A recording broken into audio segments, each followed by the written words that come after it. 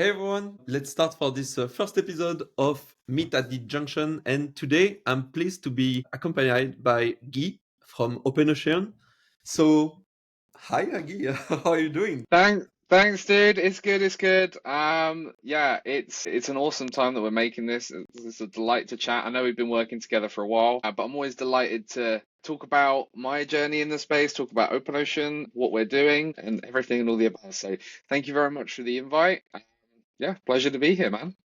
You already got the question, so I don't have to do anything. So it's perfect. No, I mean like the idea like behind this episode. So Meet at the Junction is basically meeting people across like different ecosystems and projects because at the end we are like one ecosystem and there is hmm plenty of protocol and I'm happy like to meet them like one by one. So you're the first one and you already told it. So OpenOcean. So basically, what's your role like in OpenOcean? Like, what are you doing there? Yeah, basically, what looks like a day in your. Yeah, will do, man. So I mean, any day starts off with copious amounts of coffee, right? So wake up, hit the coffee. Yeah, pretty much. We have a worldwide team here at OpenOcean, so we are a 24-hour team. So first thing in the day is obviously digest from the staff that are in Asia. So that will be going through either something like client requests, new partnership requests, going through our inbox and things like this. So a little bit of housekeeping, maintenance. Yeah, so and then as the day goes on, usually I kind of bracket it down into different things. So I work on the business development team. So my job usually is to meet with prospective clients, meet with people who are interested in accessing the service, meet with other projects, and either, find some ideas for common ground, or, find out we can do a bit of marketing together or we're working together in that regard. So usually the afternoons I will kind of digest those. The afternoons is the time for meetings and things like this. I always find, because obviously I'm based in London, I always find that in the morning, obviously in the time zones, you get Asia, in the afternoon, Europe and the UK, and East Coast America.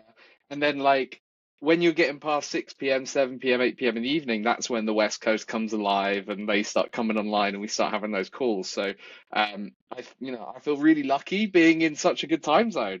It's like, we've won the time zone lottery, just like us and Portugal. But yeah, so it's a jam-packed day. And yeah, the business development team is always constantly, you have to be very kind of up to date on knowledge of what's happening on the market to kind of look for opportunities, either for both the platform and for yourself. So yeah, I mean, a day in the life, God, I think this kind of role suits somebody really perfectly with, you might have something like ADHD, hyperactivity disorder, because you're working on like 30 different things all at the same time, and you're going right Yeah, here, here, here, here. that was actually like directly the question that I did have, like, but how many protocol or like project you're like partnering with, like because like people don't realize, but when you're like in BD, sometimes it's like a lot, like as you mentioned. So how many just like an ID just overall? So, to give you some perspective of the battleground that my Telegram looks like, we are connected to 34 different chains, and on each of those chains, we usually have between 10 to 60 different liquidity sources. So if you multiply 34 by at a base minimum 10, that's 340 liquidity sources. Let's use the top end of that. We're over 1,000. So That's a lot. I have to use third party tools to manage the Telegram, because if I didn't, people wouldn't be getting replies to anything. Telegram does not lend itself to being used as a kind of interactive CRM. But yeah, dude, it's mad. That's where we do all the business. I mean, some you like to use Slack, but yeah, Telegram for us is it's such a good building environment. So easy to Yeah, connect to no, people, Telegram is but pretty good. yeah, so many connections, man. But then, the flip side of that is you get to meet awesome people. I've met ex Formula One engineers who worked on the Formula One racing teams. I've spoken with people who worked in TradFi in the banking sector. I've spoken with people who worked in the farming industry. This kind of sector attracts lots of different talent. That's true.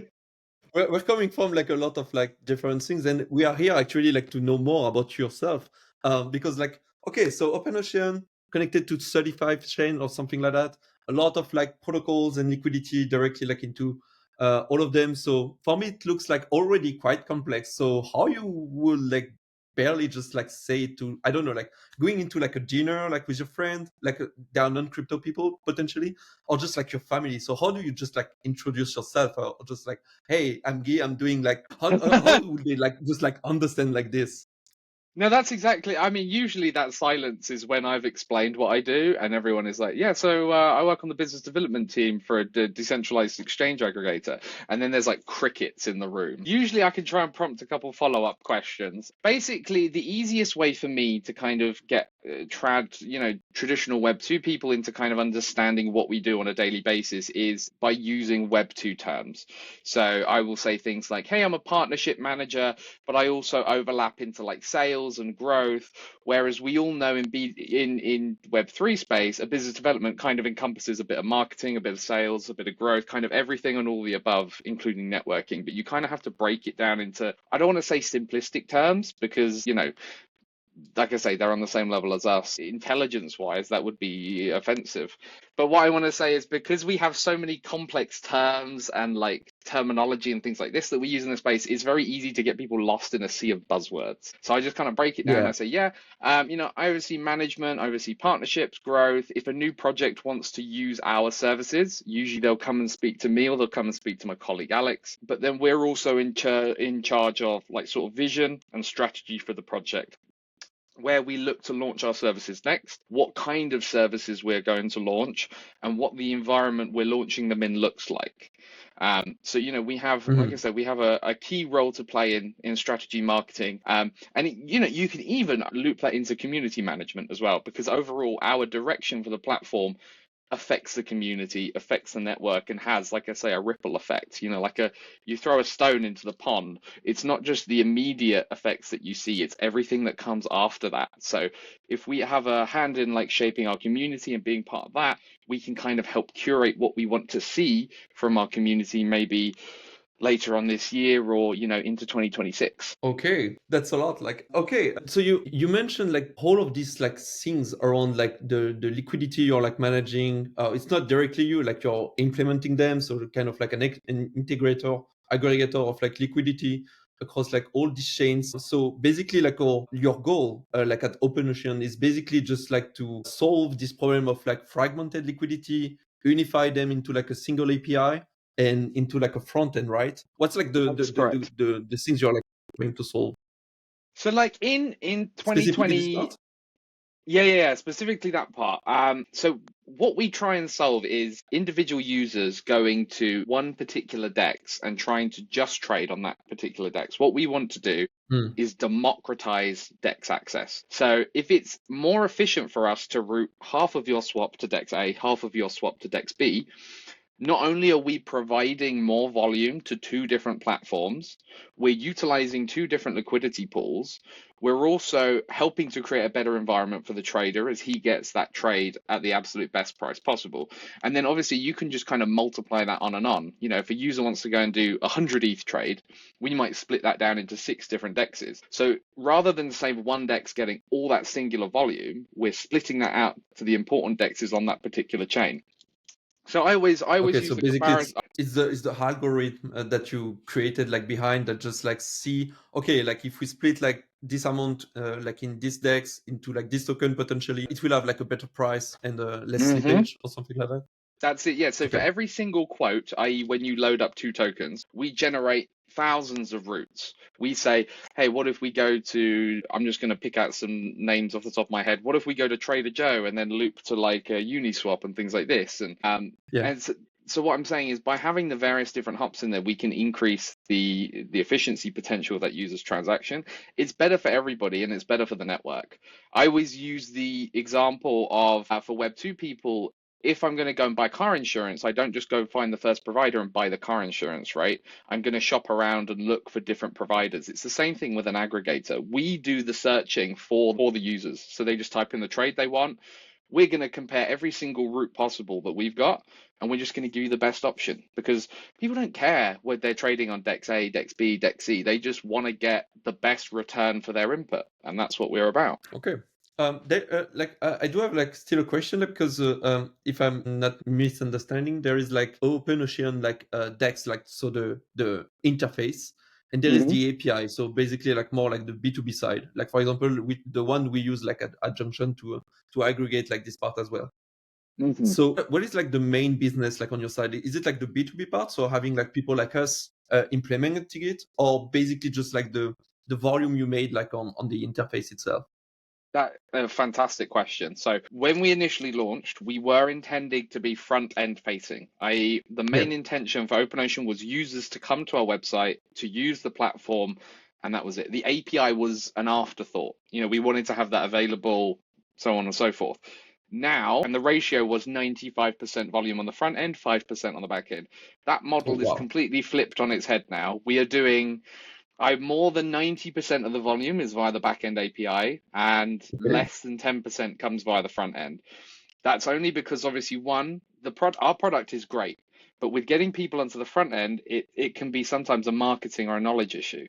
So by using our products in other B2B services, we can grow and scale our business with the help and the assistance of other projects who kind of have that outset that we do, like Junction. Right, so it's easier for us in that regard. We get to speak to people who we know what they're doing. On a B2B side, trying to kind of come up with a unique use case to a platform and say, look, here's how we can work together. Here's how it's going to improve the services. Here's how we're going to, benefit the audience. As opposed to me trying to win round 50 people who have never used the site before and convince them to trade on us, and they maybe put through $20 or $50 of volume. So we would just want to be the support, the backbone there for when those users who do want to do those $20, $50 trades, whatever they're doing it in, MetaMask, Junction, whatever platform they're using, we want to be the facilitator for that swap rather than try and attract people onto the front end. So that's kind of where the divergence between the two is. But that's not to say that we don't still give attention to the front end. Every time that we release a new tool, either that's via API or whether it's on the front, it goes on the front end first. The front end is our interesting. Yeah. So that's our kind of launch ground for it. If you take like Li-Fi, for example, I guess like they prioritize like their B2B, like for example, like on Jumper side, it's always like coming like way later in their front end. But I mean, it's potentially because like as you, like they have like the B2B taking like almost like all the volume. So it gives me like potentially like a question like around that. So first you have like all the volume like on the DEX side, so your platform, the front end, and then you switch into the B2B model that completely flipped it. So was it like the main potentially like biggest challenge of like OpenOcean to turn like the make the switch from the front end to the back end like complete like services to open it, distribute it, and potentially like manage the load that will be like, of course, way more height than before? Was it like the biggest part? Yeah, you're 100% correct. When you upgrade to when you're essentially pivoting to go B2B, everything needs to be more robust. Your onboarding, your service, your execution, your connections that you have with third parties who you rely on for the maintenance of your business, everything needs to kind of be scaled up. So whilst it wasn't an immediate process where overnight we went, right, all efforts into the API, it was a kind of general thing that we scaled up. We're now on version 4 of the API that's in use in the market, and our latest V4 came out about 6 months ago now, or 7 months ago. So that's been incredibly popular. But what I'm saying is that it's it's almost like a trial of attrition for us trying to get this product out there. Whilst there are other products like it in the market, the algorithm that we use is completely native and in-house. So we don't copy anyone's routing algorithm. Everything is native our own. And that's what directly competes with other aggregators for on-chain volume. So like I don't know, last time I counted, 1inch had quite a few staff and we're quite a bit smaller. But what I'm saying is we're still able to be competitive with platforms like that, even given our sort of reduced overhead size. So, we can kind of be a little bit more nimble, make decisions maybe a little bit quicker, choose to launch in places where some of the other big players might not be able to for one reason or another. So I see it as a positive. But yeah, the API model has grown significantly for us, and we're now even in a place where we have resellers selling access to the OpenOcean API. So we give away a portion of our profits. These resellers then sell access on our behalf, and it's It's a happy Ethereum days. holding. It's not going to cost any more money than coming to us directly, but everybody wins in that scenario. That's true. Like I guess like you're finally like having like the taking the gap until you have like this reseller like working for you. I mean, this is perfect. Like it's the best time. It means that you already have adoption and people that like your product and want to sell it for you. I mean, this is a dream of like any project. That's it. And like I So said, congrats. we do have a very generous referral scheme up. So even if it's not B2B businesses, if individuals want to do referrals and even resell on our behalf, that's more than welcome. We don't. It's obviously not a permissionless reselling, Yeah. but we'll happily take on any referrals, the amount of times I'll be working with a project and like I'll get a DM from their council that says, hey, we're working on a side project on base chain, like can you help us out? And we'll jump into a chat and they just want something very simple like a swap widget for their token, but that maybe takes us like 20 minutes, but the potential for that project is so much more. They have something, the way the community can interact with it, engage with it. Yeah. That's true, yeah. And actually, this is something I was like wondering because like for me, like OpenOcean, like since like I know them, were only dedicated like to EVMs chains. And recently, I've seen like there was like 3 ecosystem that was like implemented. It gives me like a question because there is like so many ecosystems. So, like 3 is one. There is like Cosmos. You saw like all the people that want like Bitcoin, like native Bitcoin on chain.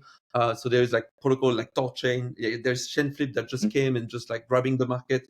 So I don't know, like how do you see like the interoperability, like I would say like development into OpenOcean? Is this like something you will prioritize or you will just like stay as much as close as possible, like for the EVM ecosystem? Do you know what? If you'd have asked me a year ago, I would have said that we're only going to really stick in the EVM ecosystems. I don't really see a Yeah. need for us to go outside of that. Fast forward to today, slightly different landscape. I think we're I mean we have to keep up with the market, so right? So we either have to make decisions to benefit us or to make sure that we stay popular in attracting users. So in that regard, we had so many requests for other platforms for like accessing Solana, for example, that we couldn't just turn a blind eye to it. We had to. Oh yeah. There's only so long I can say that we're not building on Solana until we end up building on Solana. And it's the same kind of conversation that we have with other networks as well. But we do, like I say, we do have multiple non-EVM L1 networks supported directly in OpenOcean, and some, not all of those, are available via API, only because on the API side things get a little bit more complex when we start moving outside of the kind of EVM environment for us. However, our kind of dedication moving forward to like where we're launching is it's a mixture of noticing popular market trends. So like Monad, for example, is almost a no-brainer launch for us, considering the current environment set up around it, the hype as well. I didn't want to use the word hype, but let's just say everyone knows that name for a long time. So yeah, like the likes of Monad, Chain, those are the ones on the immediate horizon. But then we have other arrangements, like we're very close to the Phantom Foundation, and Andre and team reached out to us and said, hey, can we get OpenOcean support day one for Sonic? Now it's a bit hard for us to launch day one. I think we did it like day 2.5. But needless to say that, pretty good. like I say, we have people requesting expansion on our behalf. So we tackle this in a lot of different ways. We're quite lucky in that we have the infrastructure and the capability to support as many chains as we do. There are other providers in the space who operate at our level who maybe operate on a smaller basket of chains, 6 to 10 chains, whereas we like to kind of be the multi-tool, the access every single chain through OpenOcean option available to everybody. Yeah. So it's just such a good landscape of chains available. Yeah, I mean, like this is basically what we are like trying to do like right now, like with Junction. So basically just like using people like OpenOcean to provide like this access like to a lot of large like ecosystem. But then there is like this problem of will you expand into like a Cosmos chain? Will you jump into like a Tron ecosystem or something like that? And it's kind of like complex, I guess, like for people like you, because you have like a job, which is like buying the best of like doing something into like one ecosystem, but also like expand to get like some part of the market as well. So it's already like very complex, I guess, like because you have a team of like how many you can remember me, like 30? So we are 25 in total. 25. So a team of 25, and already having like struggled to pace, like just like get the pace of the development of like blockchain ecosystem. There is too many ones. So that's why also like we build a junction like to just use product like OpenOcean and a few other one, just to compile them like into like a single one. What, like for you, is it like something like you appreciate? Like I guess like, is it something like in your, I guess like potentially vision or direction to have like some partners that kind of do like this total aggregation, so aggregate few other one as well, to compile everything into one? Is this something your user potentially will look like? I don't know, like potentially having the access like to Bitcoin or like Cosmos chains, and they requires you, but they don't have like the front end to do it. So is it something you would like potentially to share to them and say like, oh, we have like this list of like people that use like OpenOcean that you can use to access this part? That's a slightly difficult question. Yeah, I mean, our interest has always been, like I say, in democratizing access. So being able to support as many different routes into DeFi and routes into Web3 as possible. In terms of like facilitating individual other users access and B2B access, personally, I think people like all-encompassing tools. I know there are certain sites I know that I go to that may have eight, like I'm going to use a Web 2 example, but 8 or 9 different Web 2 tools that I use regularly, right? Now, the DApp isn't necessarily the best at all of those 8 different things. But what it does do is it provides a very good, decent, I can say 90% of the way there of quality of service. Now, we all, of course, on OpenOcean, we always try and push for that 100%, but it's the same at being able to offer the varying different levels of tools we offer across the chains that we support. That's what we really try and go for. And it's difficult for us to kind of decide where to launch specific tools on specific chains. Mostly, like, for instance, our on-chain DCA is a relatively new product, but it's only Yeah. live on 2 out of the 34 chains at the moment. So it's like trying to decide where is the best technically, and then where is the best for the community to go, wow, there's like a new tool, I'm going to go check this out. Because like there are certain networks, like the base community, for example, they're super degens, but they love to get in and try out new tools. Like I posted it in one of the like base builders Discord forum. I had so much feedback within like the hour. Whereas other ecosystems, I may be, that may be a kind of a little bit more legacy DeFi focused, more your kind of brick and mortar Aves kind of thing. I can drop in information and it might not get that much attention. So it's the view per scope and per individual and chain changes massively. I think I probably wandered off from the original point of your question there. Oh no, it's definitely no, it's a pretty good answer. Like anyway, like it goes with the question that I have also, like, is like, do you have this right now? So like few ecosystem outside of like the EVMs, you have like your 35 like chains like on EVM side, let's say.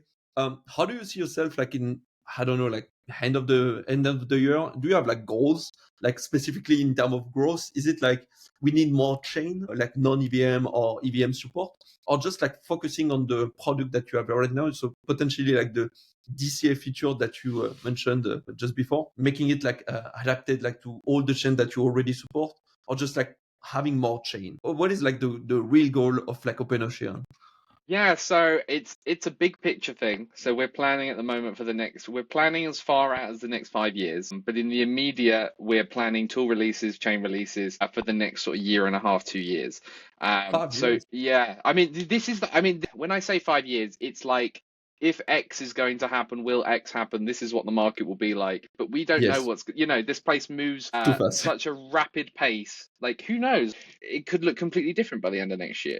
We just kind of had this long-term vision of what would we want OpenOcean to look like. So that's what I mean by when we're talking about that far out. In terms of, so I'll touch on each one of those points individually. In terms of chain growth and chain selection, we will continue to depreciate the old and most unused networks on OpenOcean. So we're not continuously adding, we are sometimes removing as well. But when we have a chain that maybe has no users on for more than 30 days, there's no point keeping that up and running, especially if from our side there seems to be nothing new coming on chain, whether the foundation who's responsible for that chain has stopped posting information or everything kind of feels like it's winding down, we might look to depreciate those networks. And so in terms of network selection, we're always going to be looking to add the biggest, best, latest. I think Unichain just went live, which was Yeah. Uniswap's one, and we're looking into adding Pretty Sonium small, as yeah. well. It is very small. Yes, it is very small. Yeah. And we're looking into adding Sony's L2 as well. So in terms of chain selection, we're always obviously going to be receptive to partners requesting us launching in different places. And also we're going to be launching off our own back. I think at the moment, over 30 chains is a pretty decent coverage scope. So we will be looking to rotate older ones before we support new ones, mostly because from an infra perspective, that is a lot. And from a BD perspective, it's a lot to keep up to date with what's happening in 34 different ecosystems, you know? Yeah. It's a lot, yeah. So like, wow. On the API side, we're going to launching the cross-chain API. We're currently upgrading it at the moment. So we're working in collaboration with Chainlink to bring like a CCIP widget out CCIP, yeah, pretty good. different CCIP projects. So big up Luke and the Chainlink team. They've been absolutely fantastic with us. So that's going to be the rollout of cross-chain API. So which I think is going to fill up like the start of summer, essentially because we're working with cross-chain projects to essentially enable seamless bridging of their token plus any token that we index on their platform. So that's going to be really, really big. That's like plans going into summer. We're then also launching the limit orders and on-chain DCA onto more and more chains. These aren't like, we're not going to be activating it like 10 at a time. It's going to be like one chain at a time.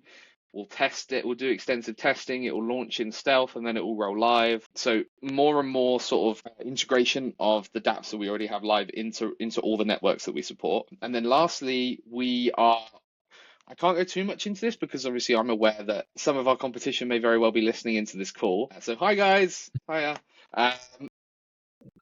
I gotta say hello. So we are looking at making OpenOcean even more competitive than we already are, and this will be through using the Solver intrinsic flows as well as the AMM model that we already have initiated. Yeah, I can't really touch on that too much.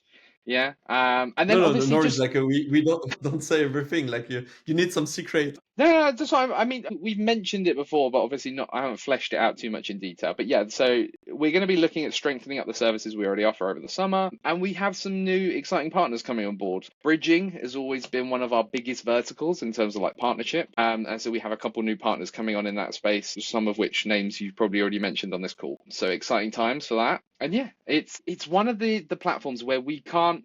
I know I said like here's what we want the platform to look like in X amount of years, but we can't make too many solid concrete plans because of the like I say, the pace of which everything moves. So we can only kind of be ready for what's to come and be adaptive to it, as and when.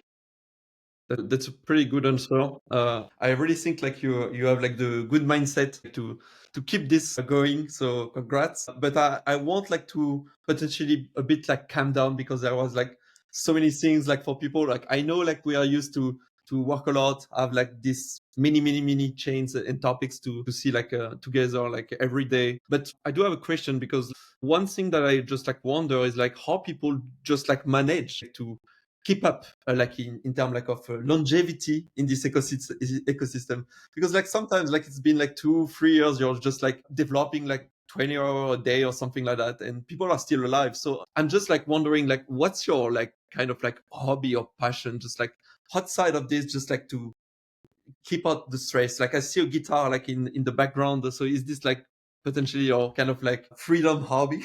It's a good spot. It probably looks like a guitar though. That's a ukulele. It's a ukulele. It's look way bigger. Yeah, that's it. Yeah. So I played it's like, is it small or is it far away? But no, I played that for my niece and nephew. I think the really big thing for me, and I only get to do this 8 months out of the year because obviously I live in the UK and the weather is terrible here. I ride motorbikes. Yeah, so I've got 2 bikes at the moment, one for local riding, one for out town riding. But I think for me, that's my idea of therapy. You know, if someone said to me, you can either go speak to a therapist or you can buy a motorbike, I'll buy a motorbike 10 times over. There is no one asking you for sales reports. There's no one saying that things don't work. It's just you, the machine, and the open road, and you don't have to think about anything. So yeah, that would be my answer. That's a good one. Like, is there like a good place around like London, like to do like some bike, like mountains, forest? I don't know, or you just like No, well, there are some bikers who kind of hang out in London. London's not my thing. We have a place here called Surrey, which is, if you've watched old Top Gear in the UK, that will be where the racing strip is, and where so all the car tests where they're out on the road and stuff, that would be in and around Surrey. So we head out of London and we go down to this area or Kent, and you've just got long, sweeping countryside roads. The funny thing is in the UK, for little tiny back street roads, we have something called a national speed limit, which is 60 miles an hour. So it's a blanket speed limit, regardless of whether it's the tiniest country lane with blind corners or whether it's a giant sweeping road. So, rider beware, you can go bombing it round at 60 miles an hour plus on these little tiny backcountry roads. I appreciate this little outside of like the interview thing, just like to calm down a bit. Like it's no, actually it's quite fine. Like a bike is a good way, I guess. Like a lot of people are like speaking about it. Like I'm not a bike guy because I don't have bike and I don't have legs actually. So I think it's like also like a problem for me. Yeah. Outside of that, I mean, just to return like back into the topics, there was like this Bybit hacks like recently, and it just come to my mind because yeah, you are like kind of like a DEX. You have your platform. You have like all these partners that use the API. Was there like anything you needed like to do like on your side as a like kind of like a decentralized protocol or something like that? Did you operate like a specific framework just like to block the addresses, or was this like something like, oh yeah, we don't care, let's just Yeah, move the so I fund? mean, we aren't connected to them in any way, nothing in relation to us whatsoever. OpenOcean is and remains a permissionless platform.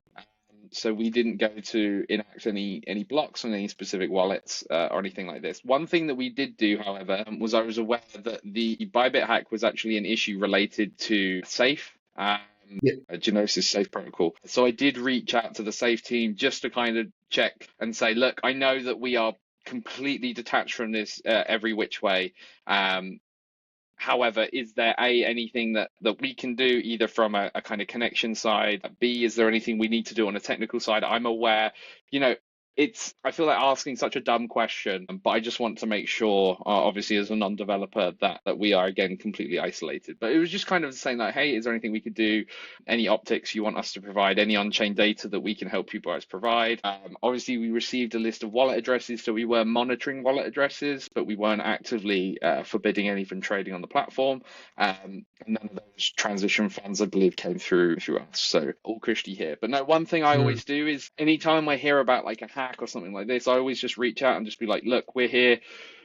If you need to use one of our developers, if you need some of our stuff, obviously depending on the depth of the relation with the partner, I was like, just use us, let us help you, or just make ourselves available, basically. I mean, that's a pretty good answer. Like, there was like this different like type of IDs. So there was like some protocol that said like, oh, we are like a decentralized protocol, so we cannot do anything. And there was like some, oh, we are like a decentralized protocol, but we can actually do something. So I guess like stick to the narrative is like kind of like my opinion. So if you're a decentralized protocol, you don't have to do anything. And sorry for their loss, but that's the game. You have to take care of The your way it is. security. And Yeah. so Exactly, yeah, and I mean, I feels bad. I feel bad for the users I affected, know or for I people feel that affected, too. but hopefully, Bybit will make everything right. So I have zero reason not to trust everything that they say. So users will be made whole and things like this. And the Bybit team are behind the Mantle network as well, and we have a very good relation with the Mantle network and the Mantle ecosystem. So I think they are one of a few exchanges who really do have the users in mind. Yeah. Yeah, so I think it could have definitely have happened to a worse provider. Yeah, it could. Yeah. But just imagine this like 1.4 billion was like your fund. Which drink will you just take? Just like God, to like you saw your like 1.4 billion like fund just like go out of your wallet. Like which drink you will just like take? Just say let's take a drink. What is like the drink you're gonna take like for that? gin and tonic. Because if I downed it instantly, I'd have to sit slowly and sip it because I wouldn't be able to comprehend myself. Actually, that's pretty good because the gin is pretty known like to give like some clarity in the mind. Yes, yes. And I mean, if I'm going back 150 years in London, they used to drink gin without mixers. They used to drink it straight. So it might just be straight gin in that regard. So who knows? A gin on the rocks. Just no rocks, just slamming No rocks. straight room temperature gin. Okay, that's a pretty good one. We'll keep in mind in case we have like a problem at some point. We'll call you for that. But you know, I if mean, it's a slow, nice, there is like sophisticated evening. Oh, sorry. no, There's a no, no. tiny If bit it's of a lag. sophisticated evening, you want to say? If it's a Oh yeah, there sophisticated is evening, always we might sit down with a glass of Rioja or a nice port from Portugal. But yeah, pretty decent. Yeah, a good bit choice. of class. I'll take it. It's noted. Like next time if we have like to meet in person, we have this already like noted. I mean, like DeFi is pretty like this. It's changing every day. There's something like something happening. We never thought like it's gonna happen like today. We saw like president launching meme coin, like even like a country with like Argentina. So it's kind of like crazy thing. Like, so do you think there is like a narrative like in DeFi which is like completely like overrated in your opinion? Like potentially like AI or something like that. Like, what's your I don't want to make too many enemies on this space. Yeah. So the meme. I mean, I've said it before and I'll say it again. I do like the idea of meme coins and meme tokens. But this was like, I like the idea of meme coins in 2022. I think personally, a lot of the reason we haven't seen a lot of the altcoin market buzzing is because of pump.fun, yeah? the slow liquidity sucking from users' wallets who are trying to make a button. Essentially, what meme coins and pump fun has done has turned on-chain. It's basically just gambling. It's on-chain contract gambling, and you're just hoping not to get scammed.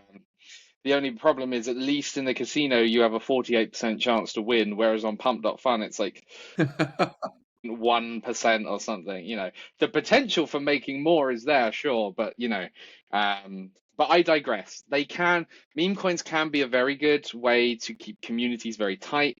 Usually they have a good coherent message amongst them. It's just the level we have where the saturation of them is gone to a point where we can't really handle this many projects in the market. That's enough about opinions on meme coins.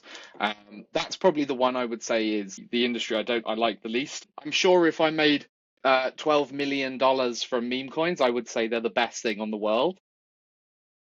Of course, But you have an interest.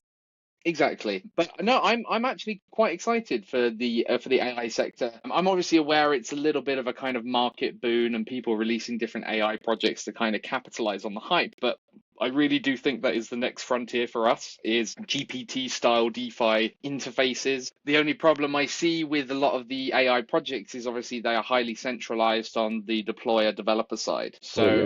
whatever a decentralized AI model looks like in the future, I'm all ears. Again, I'm probably giving you a biased answer because I'm like a big investor in BitTensor and Tau and stuff. I'm interested No in AI problem. agents Chill your and project. so no, I just think that is like, like how the world existed, right? And then Steve Jobs released the iPod and then everything changed. It's like the world was existing and then OpenAI released GPT and everything changed. It's such a big monumental moment for us in terms of like future technological development that I don't see how we can't be interested by it. I'm sure someone can say negative points about it and things, but I think there's a real opportunity here just to, I mean, even if we take Web3 out of it, just to change ordinary people's lives. How many people do we know with an elderly relative sitting at home who could have an AI to talk to that helps motivate them and keeps them happy, excited, and things like this? You know what I mean? There's so many different applications.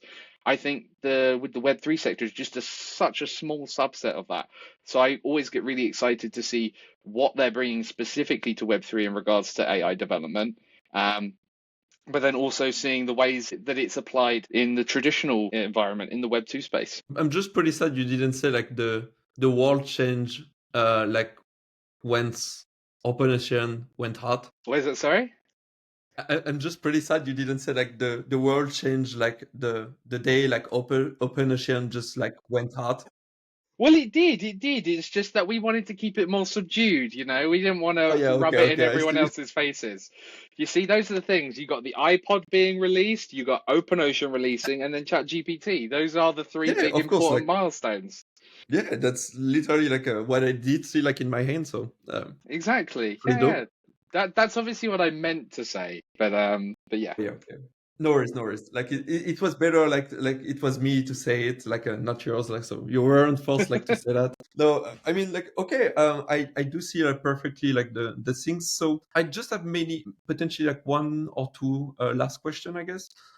So one could be potentially, do you have like any advice? Like imagine like there is like some builders that hear you like speaking today. They want to go like in crypto because they are not like crypto native, or they are crypto native, but I don't know, they are not like potentially like in the DeFi or like interop like space.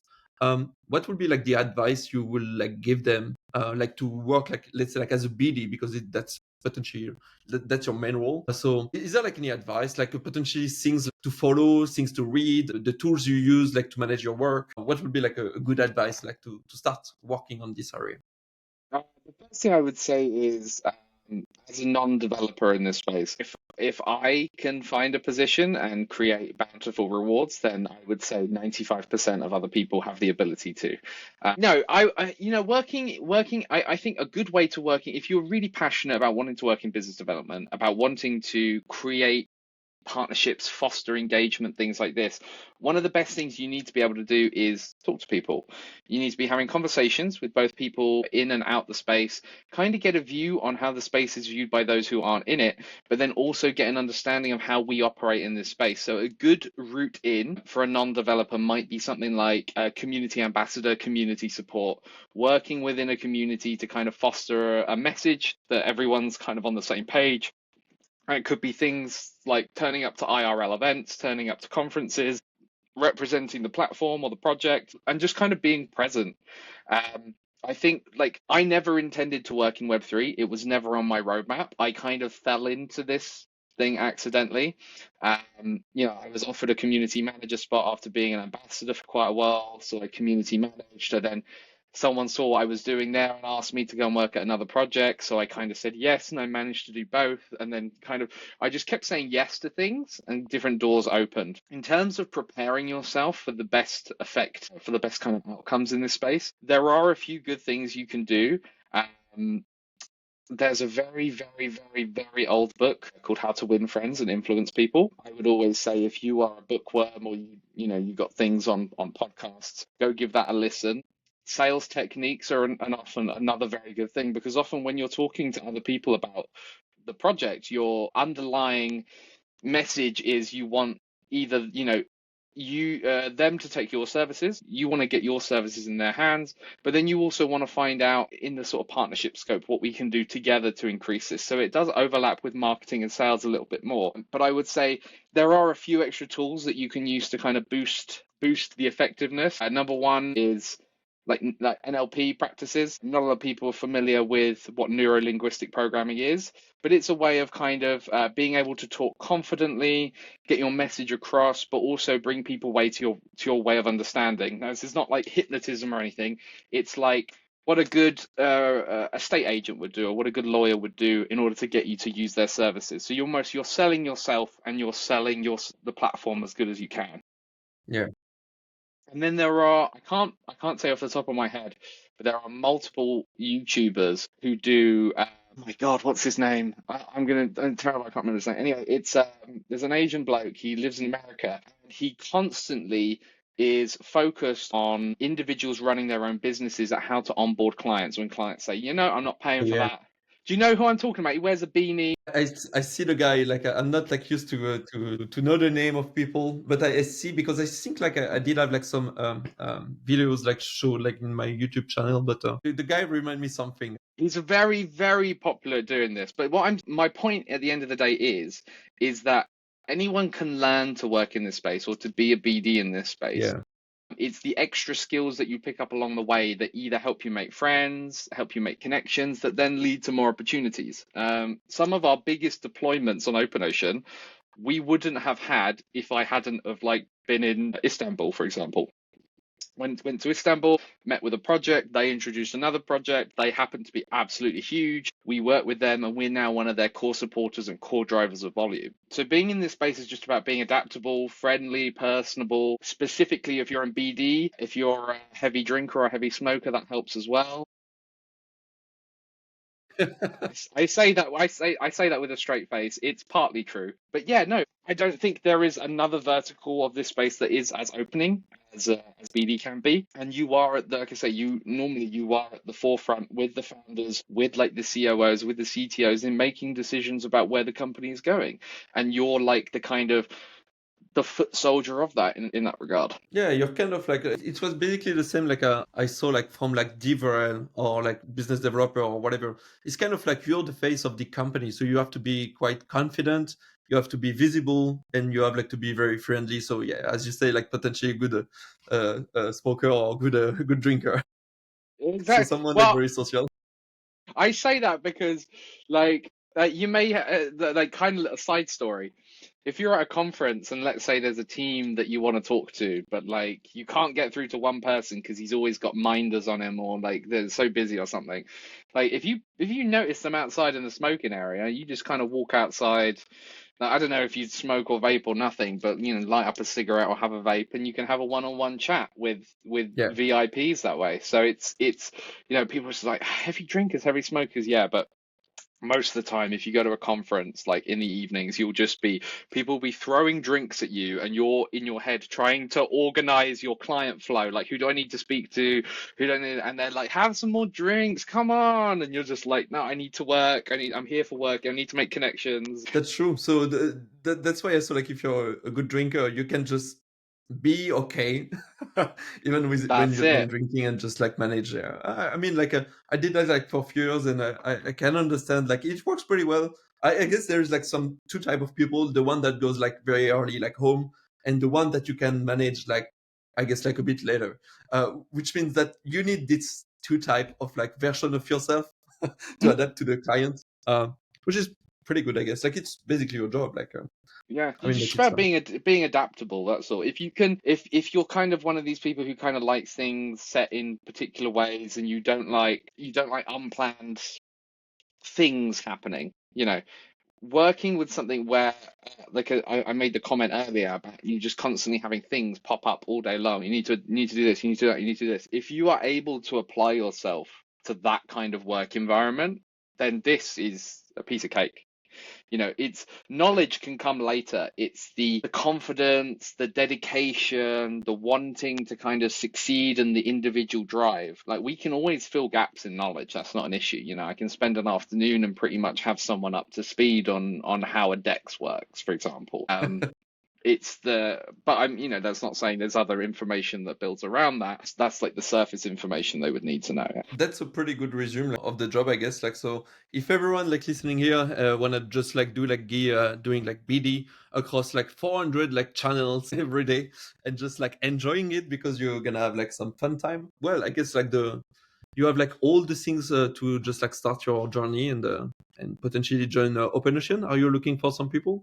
We are actually hiring right now. Yes, we are hiring a marketing manager. So if you feel like you might be able to help convey our vision in a more palatable way, please get in contact. I think it's posted up on the careers website, the careers tab on OpenOcean, but we also posted about it on Telegram and Twitter and stuff. Yeah. Well, happy. I guess like if we can manage to find you like someone after this interview and people like I guess like the project and apply just after, I will be very happy for you. That would be amazing, man. That would be amazing. Someone's gone out, listened to this, and gone, you know what? I'd like to go give that a shot. And they get to see my lovely face every morning as well. Oh yeah, of course.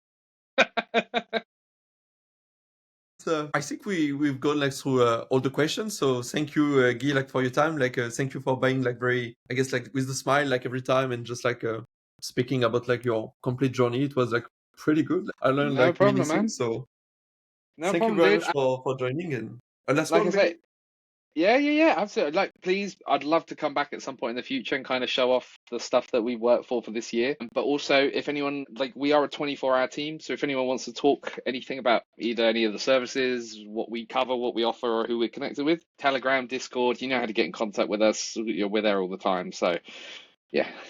For sure, we will. Well, so just like to close this episode, thank you, Guy. So just a reminder, we are Junction, we are making like the multi-chain connection. So we are using like OpenOcean as like one of our providers, like to make this aggregation, so swap tokens between chains and across like multiple chains.